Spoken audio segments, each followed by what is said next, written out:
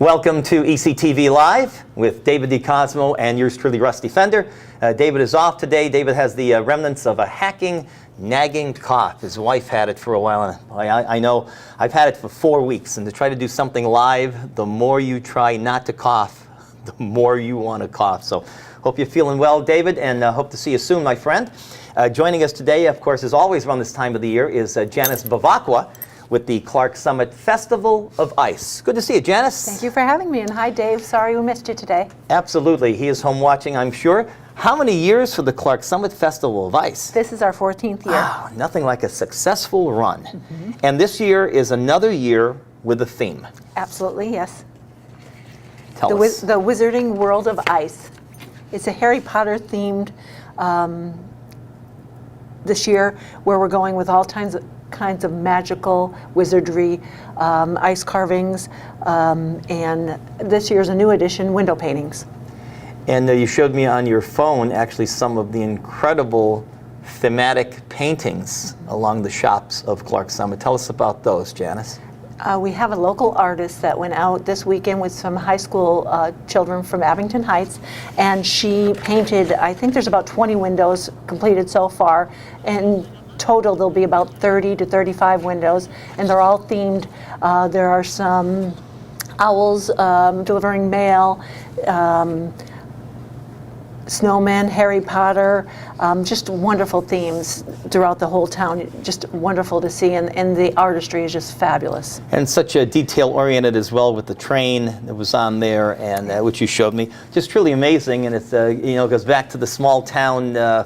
The small town days when I was growing up in Duryea and Old Forge back in the 60s, when they used to paint the windows for Halloween. It was a big thing. Mm-hmm. And they hadn't done that for a while, and now of course you have to use water-based paints and things like that with the with the environment and all that, and I'm all for that. But it goes back again to some steeped traditions here in Clark Summit, which is a great little town in itself. How did you get involved with the Festival of Ice, Janice? I moved to Clark Summit with my job probably 7 or 8 years ago, and became on the board of the ABPA, and then it just evolved. It's just such an artistic, great thing that the community, to give to the community. Just every year I just love to be involved with it. Ice sculpturing started a while back. I remember that this is back in the late 90s. The Acme frozen food warehouse located in 40 Fort. Of course, Acme supermarkets, kind of like A&P supermarkets, have gone extinct in this area for the most part, and they transformed in 40 Fort, right off the Cross Valley, this incredible warehouse into ice sculpting. This is back in the late 90s, early 2000s. And that was the start for all these towns going back as well, around the same time, the same era, the same genre of doing all these ice sculptures. Mm-hmm. And of course, it would last a lot longer in a refrigerated frozen food warehouse where the temperature is about 10 below zero all the time, mm-hmm, than it would on the streets of Clark Summit. And last year you had when you were here, we knew it was going to be not exactly the greatest weather for it, because of course last year the second mildest winter in the history of record keeping, but this year supposedly being the third mildest winter did not come to fruition. This has been one of the worst winters ever. So you're going to have a little bit of longevity now with these ice sculptures, hopefully this year as well. I think so. It looks like the weather is going to be in the 30s and 40s for the 3 days. So hopefully everything will stay intact for at least through the whole festival. And that's what you want. You want temperatures in the 30s. It doesn't necessarily have to be minus 10, because that's going to kill the patrons and the folks who come out to see this. And we all know that just the massive size of some of these blocks of ice which are sculpted, the ice itself will keep itself rigid for a long time. Right. It's not going to melt in a day. No. They used to, back in the days when they used to harvest ice from the lakes of the area, they used to pack it in ice houses with straw in between as kind of like a heat sink to keep the heat out. And it would last until June and July from January. So ice lasts a long time, even in temperatures which are even slightly above freezing. We have some photos here to show right now. The first one is how they actually do this. Of course, you've all seen these with chainsaw carving. And that is Mark. He's the lead sculptor and the owner of the company. He actually has a team building business out of this right now that he's evolved into, but he is just a great, I just love Mark. He's just so enthusiastic and does such a great job. We have another photo here as well. This was the ice slide from last year. That was in front of the gathering place. The ice slide, we're going to have one this year, actually sponsored by Mark, and that is going to be up in the parking lot by Manning's Ice Cream. Talbot's up in that parking lot, so that we will have an ice slide Right at this the year top again. of the hill where State Street. Right, yes. at the light there, yep. At the light. Yep. And that one, I think that's just oh, that's them carving again, a street scene down by the gathering place. And we will have some interactive ice sculptures this year as well. If you see this one, you're able to put your face in. And I think we're going to have about 3 or 4 interactive ones where you can take your pictures this year as well. Now that's hometown. Yeah, we have the horse sure. horse rides, and they'll be Saturday and Sunday available to. That one is probably the only thing that we charge for, but besides that, everything else is free. You have one more, Mark? This, of course, entertainment. Entertainment, there'll be music throughout town the whole Friday, Saturday, and Sunday. Some great artists that perform all weekend. Clark Summit has come a long way as well. It's always been, you know, a town like the Currier and Ives paintings of the late 1800s and early 1900s. It's a town where small businesses not only still exist, but still thrive. Coffee shops opened a couple of years ago. Absolutely. You have, of course, the Our Lady of Snows, beautiful church in the heart of town, you know, Absolutely. surrounded by all the foliage and all that. Picture so perfect. it is. It's a picture postcard town with, again, routes 6 and 11 at that point running right through the center of town, which was the pre-interstate system back in its day. Absolutely. You know, and Yep. 6 was the first. US 6 was the first intercoastal highway from Provincetown, Massachusetts, Cape Cod, all the way to the West Coast. So you Right. couldn't have a better transportation venue to get to the area. So this is going to be Valentine's Day week, of course, this week coming up, the 16th, and again, it's through the 19th. So tell us about some of the events in there, Janice.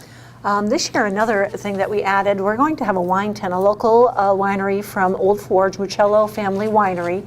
They're going to have some wine, they do some wine tasting. They just opened right down the street from They us. They have a did. beautiful little shop next to Augustini's Bakery. Oh, really? Yes, they do, with Oh, okay. casks and all that. Yeah, excellent. They did a tiny little shop up in Clark Summit Did they? for the holidays, and they're still open because they did so well. So it'll be good- nice good to for have them. Good for them. So that's an addition this year, as well as the window painting. We have face painting. We have another the Salted Pixie. She's actually hand making wands for sale with crystals, and we have Diagon Alley upstairs above the gathering place where we'll have all kinds of artisans and places that you can visit, buy Harry Potter or wizardry paraphernalia. And then downstairs, the gathering place, that's our new town building. They took the old fire company and they turned it into this beautiful, beautiful community room. And they are going to be hosting a lot of different things as well. We have 8 live carvings this year, so that'll be fabulous. That's the most ever? Most ever, yep, absolutely. And it was weird because this kind of took a life on of its own, and we were trying to get a map all together, and people were still calling saying they wanted live carvings. It's just turning into this great event this year. I imagine that's the event that most folks would like to see, is the actual sculpting with chainsaw and all Yep, that. And of yep. course, as we said before, there's a lot more than just the chainsaw sculpting. You need blow torches to round out and to clarify the ice and all that. There's really a lot to this. Yep. There is. And other events? The one ice carving, which I can't wait to see, is going to be the Goblet of Fire, and that's going to be at State Street Grill. And he's actually going to carve it and have a spot up top where we could put fire coming out of it. And Tommy Hill, who owns that, is going to try to get dry ice to go around it. If For he's the ever fog? for For the fog. Yeah, so That's great. it's just so cool to see all the businesses buying in and getting more involved this year, because it is such an interesting theme, and there's so much we could do with it. I equate Clark Summit to my hometown of Old Forge, and in the way that if you could get a high-paying job, a high-salary job in town, which is tough in any small town, but if you get a high-salary job in town in Clark Summit or Old Forge, you wouldn't need a car. Right. you could live in town with Old Forge's, supermarkets, and banks, and every fast food franchise from Dunkin' Donuts to Burger King to McDonald's, plus the local family restaurants, like Anthony's and Arcara and Janelle's and Cafe Rinaldi. And it's the same thing with Clark Summit. I mean, from the Turnpike Bridge all the way to the end of town, there are nothing but car dealerships. Again, every local family business, banking, Talbot's, which you mentioned a lot. You have national franchises all the way up and down strewn along Northern Boulevard, which is 6 and 11. It's just incredible to see that small towns like that can still exist in 2018. Absolutely. It's nice to see that they all benefit too. They don't all participate, which is okay. Over 60 sculptures is fabulous for an ice festival, but everybody benefits. I remember a couple of years ago I went out to Moe's the week after, and I think I was eating and I asked them how they did. They said, oh my God, we didn't know it was an ice festival. We didn't have enough people on staff. They were so thrilled that they were so busy, but they said we have to plan ahead now. So it's good for all the businesses throughout town. You've seen, of course, a lot of businesses in that area move into town, which is great. How does one get a statue in front of their business? Is that where the sponsorship comes in, Janice? Correct. What we do is we sell the ice sculptures. Right this year, Ken Pollock is our major sponsor, so they will have a live carving as well as some cars throughout town that they're placing. But they will have the main sponsorship, and each business that belongs to the ABPA or doesn't belong can buy a sculpture. If you belong to the ABPA, it's a little less expensive, but a single block one is $400 or a little bit less. That's not bad for a local business. You get a lot of promotion, a lot of publicity for the entire run out of that, so I think that's a pretty good economical deal. We must mention that the website is the ABPA, as in AbingtonPA.com is the website for that. Now, you must start work on this as early as another couple months after this one subsides, correct? Correct. And it's a lot of work. It is a lot of work. We have a great director that does so much of the work, Laura, and she just is fabulous. But we'll have a wrap-up meeting that she'll call in March, early April. We'll go through everything. We'll take everything that happened, what went right, what went wrong, and we'll build on that. And we pick the theme for the next year at that point. Why the Harry Potter theme this year? I don't know how that evolved. Laura's, she just is so great at that this year. She just knows so much about it, and I don't know if it was something that was near and dear to her heart, but it just kind of evolved, and everybody's like, that's a great one. We try to go with something that a movie's coming out or something that's very popular at the time, but I think he's always popular. I think so too. I'm not a big Harry Potter fan, and it's been several years since it came out, and I was wondering why you'd go back, but again, this has such legs that this will last virtually forever. This is like the Lord of the Rings, the Tolkien thing, which lasted for 20 years ago. Right. So it's an amazing thing to do this, but I was just wondering about the Harry Potter thing. You know, it's great to, also because you can ride the gravy train of promotion from all the other avenues of promotion that studios and television stations and even fast food chains are doing for things like this. So it's like you get added, it's called added value. You get it added as bonus value from the promotion that other folks are doing. So it's a wonderful thing. Yes, absolutely. Yep. Now, when you're looking at next year's, of course, already, do you mainly contact the same artists, the same carvers, the same crews that come in that'll not only do the sculpting, but also the folks that I guess you have on staff that'll continue with next year's, correct? It's the same roster of people generally? Yeah, Mark in sculpted ice work has been doing it through the whole 14 years, and he's just a great partner. He's just fabulous. He actually has crystal cabin fever up in Hawley area, and he comes down for the whole weekend. The one year he was so sick with the flu, still carved all of them. He's just a great guy. So he does that. Laura's been doing it probably for 10 years, but we always try to get new people in, like the artist this year. She's new, and she's doing a fabulous job. The Abington Heights School kids, we never had them paint windows before. That's good. So and it's all just coming together. It's just, yeah. How do you think the window painting will go over? You think that'll be another thing to come back to again next year and revisit? I hope so. Yeah, I think it's great. Because you always try to add a little value, try to get more people in town. Our Facebook, I was just talking to Laura on the way up, we had 14,000 hits on the schedule, And That's incredible. Yeah, I couldn't believe it. I was like, 14,000 hits. I said, Laura, I said, that's a little scary, but it's a good scary. That's incredible. Yeah. Well, I think that to come out to this, I think you're going to have to be a fan of winter anyway, and, Right. and those who don't aren't. So I think it's a moot point. Right. If I think the folks that will come to this anyway and enjoy it, and those that don't, well, maybe a summer festival is their thing at the lake, and more power to them. Right. So there's going to be a different event every day, the 16th through the 19th. Anything that highlights those days, Janice? We kind of touched on them, the music, the live carvings. Again, local businesses will do whatever, everything natural, bought some Harry Potter jewelry. I was in there over the weekend and saw that, checking in to make sure he was happy with his painting. And so everybody does something a little bit different. ABPA is actually going to be selling some, we're going to have, oh, she's going to kill me, I can't remember the name of the store. But we're going to have a store in the gathering place, and we're going to be selling chocolate-covered frogs and other things from Harry Potter. So we're even getting involved a little bit this year. Great theme, right down to the edibles. That's wonderful. Yep. Manning's Ice Cream is having butterbeer ice cream. Butterbeer ice cream. Yes. Yep. So that's a drink that's popular, and it's something that they have all year, but they got the recipe. Normally they have it in the summer, so they got the recipe in so they'd have it for the festival, which we appreciated. So everybody does a little bit of something. And of course, you want Manning's to an ice cream business, a dairy business, would certainly come into a deal like this, being in the winter and being involved with with an organization like this. Yeah. It's interesting when you look back at all these ice festivals, and there are a lot of them now, just like there are a lot of parades for St. Patrick's Day and for and for Halloween parades now and things.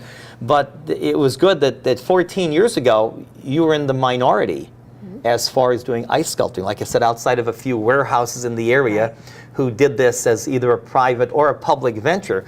But there weren't too many towns to jump on the ice sculpting and the Winter Fest bandwagon 14 years ago. You're talking ancient history, so it was really good, and they had a lot of the staff, and yourself included, had a lot of wherewithal and a lot of thoughts toward the future to do something like this for the town, the perfect town to do it in as well. It is, and you do see on the news more and more towns. Every year you see one or two popping up that are having ice festivals, so that's good. Absolutely. Clark Summit now is in the big running. When I was a kid, it was all Jim Thorpe. They had the train ride and the Winter Festival and all that. And now it's good to see local towns like this to get on on the bandwagon for this. It helps the town. It certainly helps Lackawanna County. Have you ever figured out the economic benefit? We haven't. We probably should do that. It's really tough. It's like estimating like how many people attend La Festa Italiana. Well, who's going to know unless you have turnstiles at every entrance of that? It's really tough. But you have to, when you have 14,000 hits in a record number of days, you have to say that the interest is certainly there from the public, don't you? Absolutely, yes. We have the trolley from Lackawanna County, so they support us. That comes up on Friday night, and that take you all over to show you all the sculptures that are up at that point.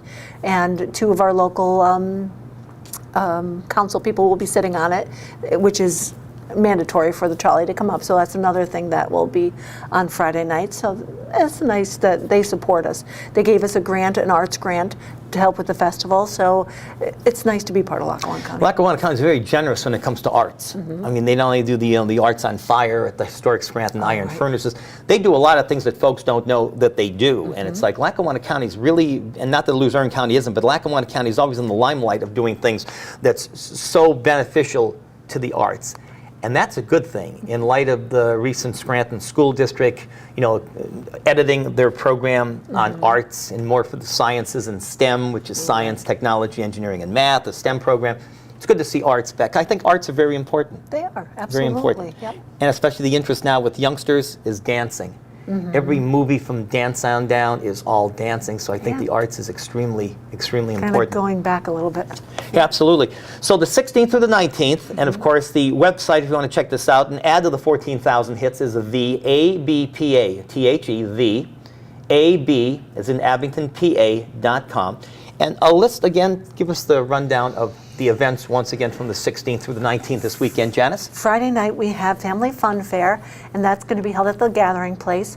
That, I believe, starts in the evening, and then the parade is at 7:30 p.m., and that's right on Main Street in Clark Summit. Saturday, all types of music, live carvings, anything you could possibly want, Harry Potter or wizardry throughout town. And the same thing with Sunday, more live carvings and entertainment throughout town. And just a great place to be. Stop by, eat at one of our eateries, have a cup of coffee at one of our coffee places. It's just very quaint and wonderful time.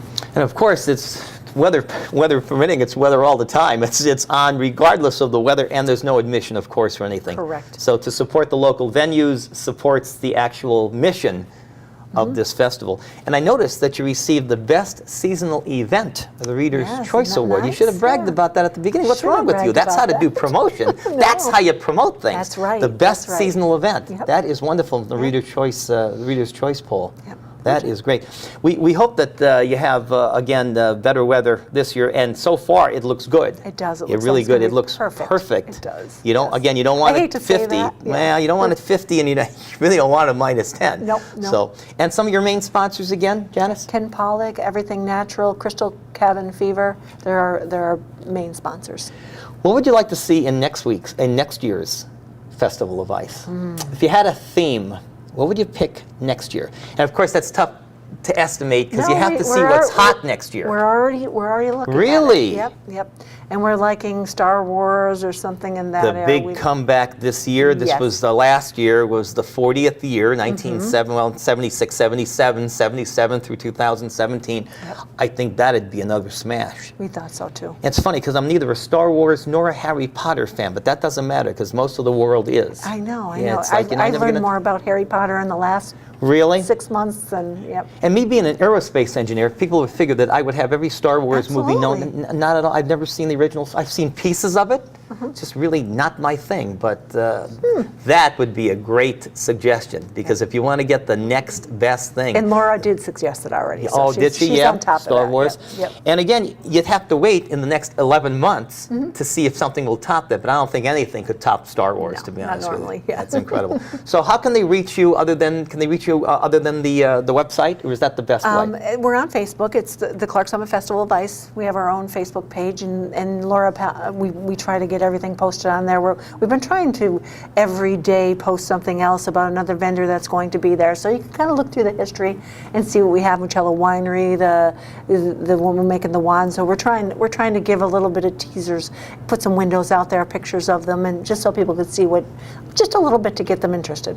Wine is very hot, and there are a lot of local vineyards now who There produce are. like the one in Old Forge now, which had a shop in your area. And I think that's really good. You know, they say wine is wonderful for you. It cuts cholesterol almost instantly, and wine is very, very therapeutic and always has been. She's actually going to have a wine luge. A wine So her luge. sculpture is going to be a wine luge. Yep. Yep. That's and she's still coming up with a drink, but there's going to be some type of mulled wine drink that a warm drink to warm everybody up. So I think that'll be a nice addition this year. So live ice carvings, over 50 sculptures, of course, live music, free admission. And again, this is totally free. What are the hours now? Is there a special, I would imagine there are set hours for the entertainment, of course. The entertainment, normally they start, I'm just looking at the schedule real quick, 10 a.m. 10 a.m. every day, yep. Every day. And again, some of the performers in this?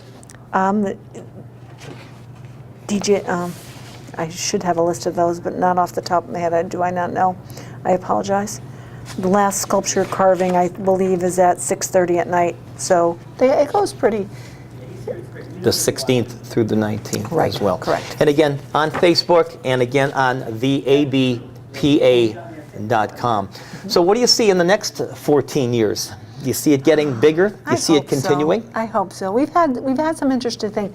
The Comic-Con we had about 4 years ago, that was interesting. We had, Batman's car there. So everything just leads to something different and something more wonderful. So I meant to ask about that when I used to do interviews on KRZ on Saturday Night Live with the Oldies. I had Barris, who designed the cars on. He has since all the cars for TV. Mark would know who I'm talking about from Hollywood. But the Batman car was designed by. He just passed on a couple of years ago. But he designed everything from, from the Beverly Hillbillies wagon, their truck when they show them riding in the opening credits in, right down to the Batman car and everything in Hollywood. Yeah, for about the last 60 or 70 years. So Comic-Con did well, and that's huge in Los Angeles every year. That is the biggest thing. And we had a mini one, and it was great. We had, it was really neat. It's amazing the people that came out for that. Great to get the Batmobile in Clark Summit. It was so cool. And then there's a local man that actually had true costumes, like a bat costume made out of leather. I think they were like $5,000 to $8,000 for him to buy them, and he let us borrow them. So we actually had people walking around in character and Batman and leather. It was just fabulous. That's incredible. Because usually a collector like myself wouldn't let you look at it or touch it, let alone wear it. They didn't go outside. They just they went around the Comic-Con. That's incredible. So yeah, it's amazing the amount of artistry and the different type of peoples in that area and in our area, and how they come out to help. It's just so, it's really inspirational. Well, wish you a lot of luck, and also, not that we can help this, but good weather as well for the 14th annual, absolutely, the Wizardry and the World of Ice, the Clark Summit Festival of Ice. Once again, it is the 16th through the 19th, just following Valentine's Day. Over 50 ice sculptors this year, live ice carvings and window paintings, which I'm sure will be a stock feature of this. But this is the first year for the window paintings. Takes me back to my childhood looking at the Halloween window paintings again in the small towns in the area. Janice Bevacqua, thank you so much for joining us from the Clark Summit Festival of Ice. For David DeCosmo, David, get well. We'll see you soon, hopefully.